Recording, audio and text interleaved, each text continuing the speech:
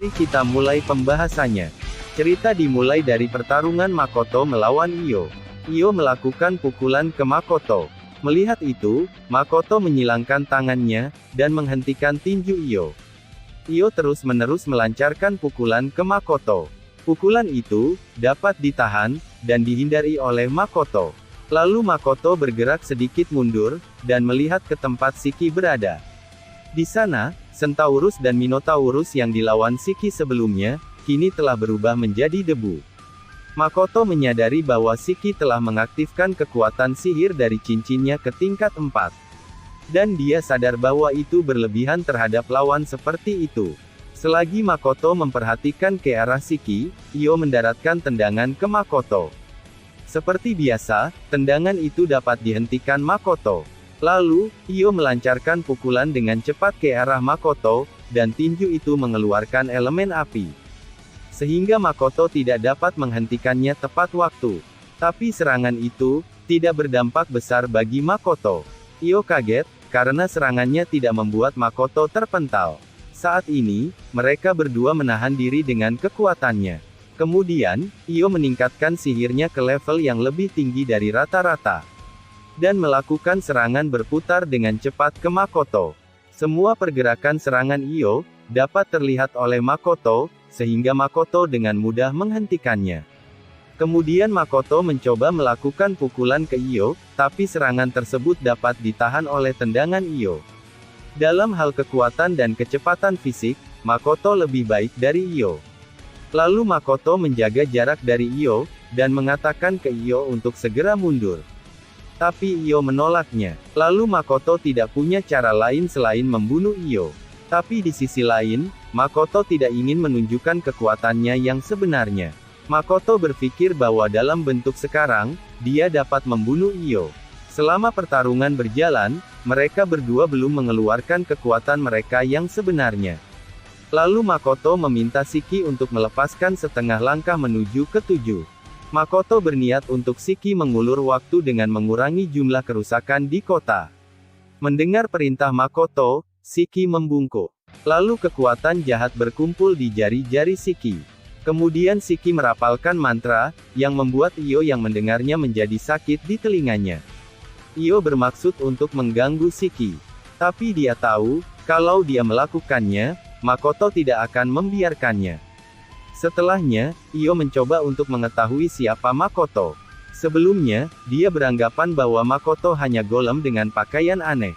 Sekarang, dia menyadari bahwa, di dalam kostum Makoto sekarang terdapat wujud lain. Setelahnya, Makoto memberitahu Io, bahwa dia akan menyerang. Mendengar hal itu, Io mengambil sikap defensifnya. Lalu Makoto berjongkok, sambil menekuk lututnya, dengan berkata, "Claymore." Bersamaan dengan kata Claymore, tepat di sebelah kaki Makoto, sebuah pistol muncul. Melihat itu, Hibiki mengeluarkan kata kaget. Setelahnya, Makoto menembak Io dengan 4 peluru. Io dapat melihat gerakan dari peluru itu, dan menghindarinya. Tepat setelah Io menghindari laju dari peluru yang ditembak Makoto. Tiba-tiba arah dari peluru itu berubah, dan terbang ke arah Io dari sudut yang tidak bisa Io hindari. Karena tidak sempat untuk menghindar, Io menggunakan semua tangan untuk menahan. Dan suara ledakan yang mematikan telinga bergema dari peluru yang mengenai Io. Hal tersebut membuat Io kepanasan dan syok. Tepat setelahnya, tanpa sepengetahuan Io, Makoto melancarkan serangan tiba-tiba ke Io. Bersamaan dengan serangannya, Makoto berkata, "Gunting tangan Nekel." Serangan itu membuat 2 bilah tertusuk di dada Io, tetapi tidak mengenai jantung Io. Melihat dadanya yang tertusuk, Io melancarkan pukulannya ke Makoto yang sedang menempel ke tubuh Io. Makoto tidak berhasil untuk menghindarinya, hingga membuat Makoto terpental ke samping. Lalu, Io menarik benda yang seperti gunting, yang tertancap di dadanya, dan membuangnya. Kemudian Io melihat ke arah Makoto, tetapi Makoto berdiri seperti tidak terjadi apa-apa. Melihat hal itu, Io menganggap Makoto seorang monster yang tidak masuk akal. Makoto mengambil inisiatif untuk menyerang lagi, dia berlari ke arah Io, lalu Makoto tiba-tiba berhenti. Di saat berhenti, Makoto mengangkat tangan kirinya, dan menghadapkan telapak tangannya ke Io. Setelah itu, tubuh Io ditarik ke arah Makoto. Io mencoba untuk menahan, tetapi tidak berhasil. Selagi Io melayang di udara, Makoto memukul Io, dan membuatnya terlempar. Tidak sampai di sana, Makoto kembali menembakkan peluru ke arah Io. Setelahnya Makoto mendekati Io. Saat bersamaan, sebelum Makoto sampai ke tempat Io meregenerasi tubuhnya yang terluka. Dan hal tersebut membuatnya kembali ke kondisi normal. Makoto saat ini belum mengetahui Io dapat regenerasi. Di jarak yang cukup jauh dari Io, Makoto melompat dan turun ke arah Io. Melihat hal itu, Io menyesuaikan waktu Makoto turun, dan saat waktunya datang, Io melakukan tendangan dengan sekuat tenaga. Tetapi, tendangan Io hanya mengenai udara, karena Makoto saat ini berdiri diam di udara. Setelahnya, Makoto melakukan tendangan ke bawah. Tendangan tersebut mencongkel sebagian perut Io, dan membuatnya merasakan sakit. Tapi Io dapat dengan segera menyembuhkan luka dari serangan Makoto. Makoto yang saat ini berada di punggung Io, tidak menyadari kecepatan regenerasi Io, yang membuat Io dapat mencengkram leher Makoto, lalu melemparkan Makoto ke tanah. Melihat hal itu, Hibiki bertanya ke Shiki, apakah Shiki tidak akan membantu Makoto? Karena Hibiki melihat Makoto dalam keadaan darurat. Hibiki yang melihat posisi Io dan Makoto sekarang, berpikir, kalau Io akan melakukan serangan kombonya, seperti yang dia terima waktu lalu, yang membuatnya berasa akan mati. Lalu Shiki mengatakan ke Hibiki bahwa, jawabannya sama seperti sebelumnya. Setelahnya, Shiki membuka langkah ketujuh, neraka, setengah rilis. Setelahnya, Hibiki merasakan kehadiran yang menjijikan, yang membuatnya sulit bernafas, lalu kehadiran itu menyebar. Lalu di seluruh kastil, semacam kabut muncul. Setelahnya, Shiki memperlebar jarak kabutnya, sampai ke dinding luar kota, dengan sihir, kuil kabut, Niflheim. Sihir itu membuat suasana hati pasukan iblis terganggu, dan membuatnya lemah. Setelah itu, Shiki mengangguk puas. Di saat Hibiki yang melihat ke arah Shiki, tiba-tiba terdengar suara dentuman-dentuman. Setelahnya, Hibiki melihat ke arah Io dan Makoto. Di sana, Makoto yang terbaring, dihantam dengan combo tinju dan tendangan Io. Dengan elemen di sarung tangannya, membuat serangan Io berubah dari angin menjadi api, api ke bumi, dan bumi ke air. Melihat hal itu, Hibiki berpikir, orang berkostum pahlawan, akan mati, karena menerima serangan telak. Tetapi, setelah menerima serangan itu, Makoto malah berdiri, dan mematahkan lehernya, seolah-olah itu bukan apa-apa. Kemudian Shiki yang melihat itu, bukannya mengkhawatirkan Makoto, dia malah bertanya ke Makoto, tentang pakaian apa yang akan diberikan ke Hibiki. Kemudian Hibiki mencoba untuk bertanya ke Makoto, siapa nama Makoto. Tetapi Makoto mengabaikannya. Setelahnya, Shiki memberikan pakaian seperti mantel ke Hibiki, lalu menyembuhkan Hibiki dan partinya. Kemudian pertarungan Makoto dan Io dilanjutkan. Io kagum ke Makoto, karena tidak cedera menerima serangannya. Setelahnya, Io menarik napas dalam-dalam dan tiba-tiba berteriak. Dalam teriakannya yang berlangsung beberapa saat, Hibiki dan partinya menutup telinga mereka. Sedangkan Makoto dan Shiki tetap seperti apa adanya. Melihat hal itu, lalu Makoto bertanya ke Io, apakah pertunjukan sebenarnya dimulai sekarang? Io mengatakan, bahwa teriakan itu, untuk memberi tahu tentara dia, yang kompeten, untuk mengamuk. Setelah itu, Makoto melihat item tanaman biru seperti mawar yang dikeluarkan Io, dan bertanya padanya mengenai itu. Lalu Shiki menjelaskan item tersebut, itu adalah bagian dari, Rose Sign, item peningkat. Nama samarannya adalah, obat kekuatan jahat, dikatakan memakan jiwa, dan sebagai gantinya melahap seluruh jiwa, itu memberikan kekuatan kepada pengguna. Lalu Io mengatakan bahwa apapun yang terjadi, Rona menyuruhnya harus kembali. Dan karena Io menganggap Makoto sebagai ancaman, makanya Io menggunakan item tersebut, dan item tersebut juga digunakan sekitar 100 bawahannya. Makoto yang menggunakan Sakainya, mengetahui bahwa keadaan di ibu kota yang berangsur-angsur sunyi, sekarang menjadi diselimuti kekacauan lagi. Setelah itu, Makoto mengarahkan dirinya ke Io untuk bertarung lagi. Di samping itu, Hibiki, yang mengetahui seberapa mengerikannya Rose Sign, menjadi ingin untuk bertindak. Dikarenakan, teman masa lalunya, Naval, menggunakan alat ini untuk mengorbankan tubuhnya sendiri saat bertarung melawan Io. Selain itu, item tersebut dapat menyebabkan pembantaian.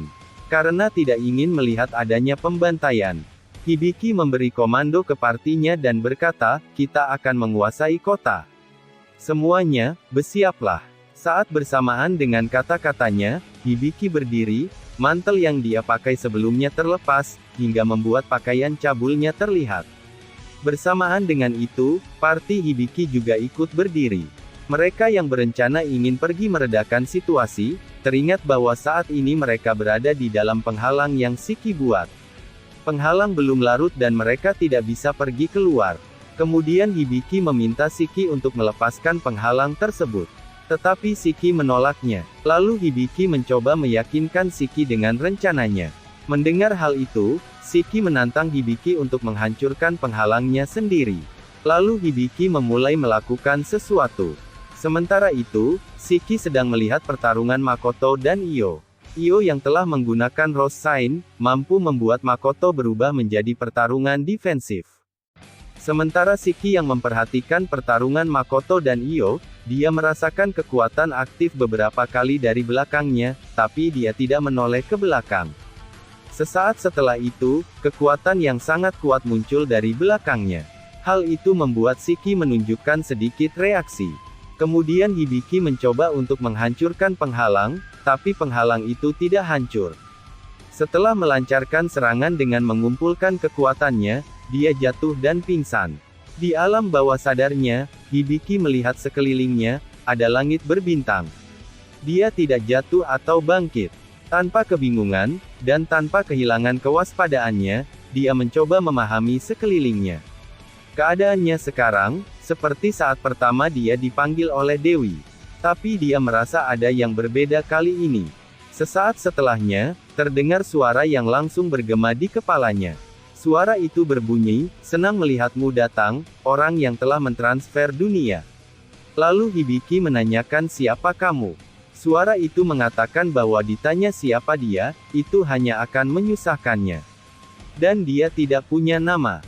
Lalu Hibiki menyuruhnya mengembalikannya kembali, karena dia akan menyelamatkan ibu kota. Suara itu menolak permintaan Hibiki. Setelahnya mereka berbincang-bincang. Setelah itu, si suara mengatakan ke Hibiki bahwa Hibiki telah memperoleh kualifikasi. Kualifikasi untuk hak istimewa khusus. Mendengar itu, Hibiki tidak mengerti apa yang dia ucapkan. Lalu si suara meminta Hibiki untuk menjawab beberapa pertanyaannya. Karena hak istimewa Hibiki bergantung dari jawaban Hibiki. Setelah semua pertanyaan selesai dan dijawab semua oleh Hibiki, lalu hasilnya muncul. Suara itu mengatakan bahwa, "Otonasi Hibiki, kamu, hitam." Hitam. Mendengar warna yang tidak terduga, Hibiki mengulangi kata dari suara. Lalu si suara berkata, "Betul sekali. Hitam. Bagian dari salah satu warna paling superior." Karena Hibiki belum pernah mendengar tentang klasifikasi warna, Hibiki tidak dapat membuat kesimpulan. Lalu si suara mengatakan bahwa Hibiki mempunyai warna yang sama seperti Iwahashi Tomoki. Ketika Hibiki mendengar itu, ekspresinya menjadi gelap. Lalu si X menjelaskan tentang warna hitam. Hitam adalah warna yang tidak akan pernah bisa didapatkan oleh para dewa. Hanya beberapa kasus yang jarang terjadi di mana manusia dapat memperoleh warna hitam. Aliasnya, warna maha kuasa, serangan, pertahanan, dukungan, penyembuhan, pemanggilan, dan lain-lain. Lalu si X meminta ke Hibiki, untuk membuat saran kekuatan apa yang akan diberikannya ke Hibiki. Lalu Hibiki mengatakan apa mungkin, kekuatan yang bisa mengendalikan dunia. Si X menjawab, tentu saja, tetapi harga dari kekuatan itu adalah, seluruh kekuatan sihir Hibiki, dan sekitar 80% dari makhluk hidup di dunia ini. Mendengar hal itu, Hibiki menolak kekuatan tersebut. Kemudian Hibiki merenung tentang kekuatan apa yang cocok untuknya. Dia ada berpikir untuk mendapatkan kekuatan pertahanan yang bisa menahan sihir serangan yang dipilih Tomoki, tetapi itu tidak jadi. Lalu Hibiki berkata ke si X, bagaimana dengan perjalanan waktu? Hibiki berniat untuk kembali ke masa lalu. Lalu si X menjawab bahwa itu bisa dilakukan, tetapi harga yang ditawarkan menjadi lebih tinggi. Lalu si X menjelaskan tentang perjalanan waktu, dia mengatakan bahwa perjalanan waktu ke masa lalu, hanya akan membawa Hibiki ke dunia paralel, di mana dunia dia sekarang tetap akan seperti ini, dan dunia yang baru mungkin Hibiki bisa menghentikan perang sebelum terjadi. Lalu Hibiki menanyakan berapa harganya. Lalu si X mengatakan harganya adalah, si Hibiki akan mati pada usia 30 tahun. Mendengar itu, Hibiki kembali mengurungkan niatnya. Dan setelah beberapa berunding mengenai hak istimewa apa yang akan dipilihnya, akhirnya Hibiki menemukan apa yang dia inginkan. Setelah itu, Hibiki kembali bangun. Setelahnya, Hibiki berhasil menghancurkan sihir penghalang Shiki, yang membuat Shiki sedikit kaget dan berbalik badan. Lalu karena telah menghancurkan sihir penghalang Shiki, Hibiki mengatakan ke Shiki bahwa dia akan pergi. Lalu Shiki menanyakan ke Hibiki tentang kekuatannya barusan. Hibiki mengatakan bahwa itu rahasia. Tiba-tiba Shiki melihat ke arah atas, dan mengatakan bahwa sesuatu akan datang. Lalu Shiki membuat gerbang teleportasi, untuk keluar dari kastil, dan memanggil Makoto, Hibiki dan partinya. Mendengar panggilan Shiki, Makoto yang sedang melawan Io yang bersinar, mengambil jarak menjauh dari Io. Tapi Io tidak membiarkannya kabur. Kemudian Io kembali melakukan serangan combo dengan elemennya. Karena Makoto tidak punya kesempatan untuk ikut Shiki, dia pun menyuruh Shiki untuk pergi saja dulu, dan lindungi pahlawan. Makoto tahu tentang siapa yang datang. Di dalam diri Makoto, orang itu adalah lawan terkuat yang pernah dia lawan. Lawan yang telah dia lawan dengan permusuhan, niat buruk, dan haus darah. Lalu Makoto menyuruh Shiki untuk hati-hati. Setelahnya Shiki pamit, dan pergi mengejar pahlawan dengan teleportasi. Sementara Makoto melihat dan berbicara ke arah Shiki, Io mendaratkan pukulannya dengan power up ke tubuh Makoto. Setelah menerima serangan itu, Makoto mengubah Sakai miliknya dari persepsi menjadi penguatan, dan melakukan pemulihan. Sementara itu, Makoto membenturkan tinjunya ke tinju Io yang mendekatinya. Serangan itu membuat keduanya mundur. Lalu Makoto sekarang berpikir bahwa kekuatan Io yang sekarang tidak akan mengalahkannya. Dan apabila waktu penggunaan Rose Sign habis, sudah dipastikan kemenangan untuk Makoto. Lalu Makoto melihat ke arah atas dengan tatapan kesal. Pada saat itu, pedang yang tak terhitung jumlahnya, menghujani ibu kota Limia, yang membuat cahaya dan ledakan.